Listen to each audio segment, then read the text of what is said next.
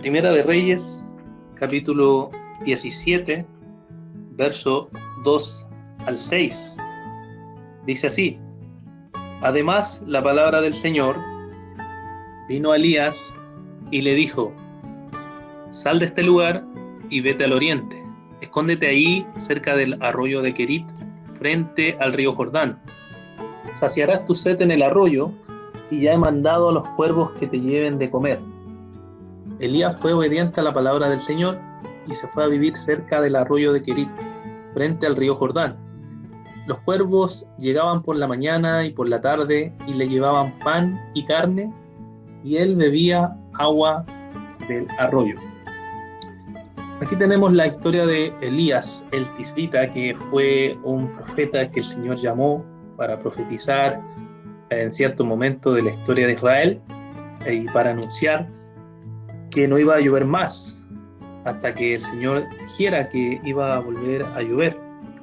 Pero además de eso, el Señor le dice a Elías que se esconda y se vaya a un cierto lugar, y estando en ese cierto lugar, el Señor iba a proveerle de agua y de pan, e iba a usar todas las cosas que el Señor tiene en su poder para que él fuera sustentado.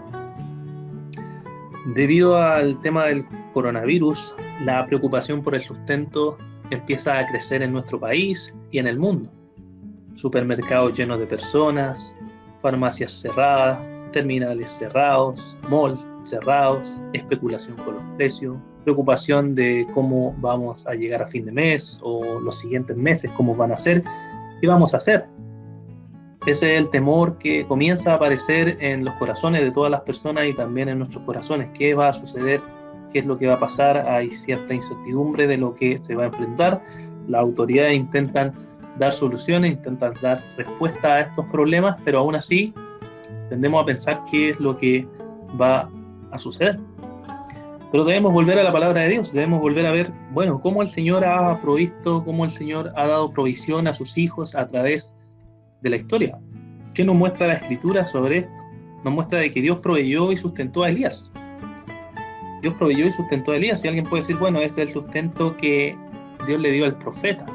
Sí, pero también es la forma en que Dios, si Él quiere, nos puede sustentar de formas que nosotros ni siquiera podemos imaginarnos o pensar. Nos puede proveer. Si Él lo hizo con Elías, ¿por qué no lo haría con nosotros? Este va a ser un momento en que Dios nos va a enseñar cómo depender más de Él, cómo confiar más en su sustento, cómo confiar más en su providencia, así como también el profeta Elías lo hizo. ¿Crees realmente que esto puede pasar? Esto es lo que nos muestra la Escritura. El Señor puede proveernos. Y aún más interesante es la pregunta que uno puede hacer. ¿No crees que Dios también puede usarte a ti para que otras personas también sean sustentadas? Si uno lee la historia de Elías, unos versículos más adelante, se va a encontrar con que Dios sustentó a una viuda y a su hijo a través de Elías. O sea, fue el mismo profeta pasando en su momento de dificultad en que el Señor lo usó para también sustentar a otras personas.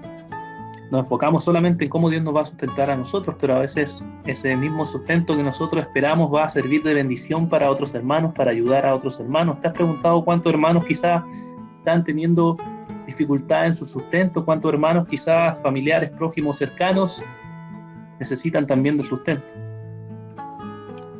El Señor nos enseña a confiar en Él. Y recordaremos también, aparte de esta lectura, un pequeño versículo de Romanos 8:32, en que nos dice que el que no escatimó a su propio Hijo, sino que lo entregó por todos nosotros, ¿cómo no nos dará también con Él todas las cosas? Si el Señor envió a su Hijo para proveernos la salvación, lo más precioso, el tesoro más hermoso que es morir por nuestros pecados y darnos la salvación, ¿cómo no nos va a proveer entonces las demás cosas que nosotros necesitamos? El Señor es un Dios bueno, es un Dios amoroso, que va a proveernos de todas las cosas y de todas nuestras necesidades. Debemos seguir confiando en Él.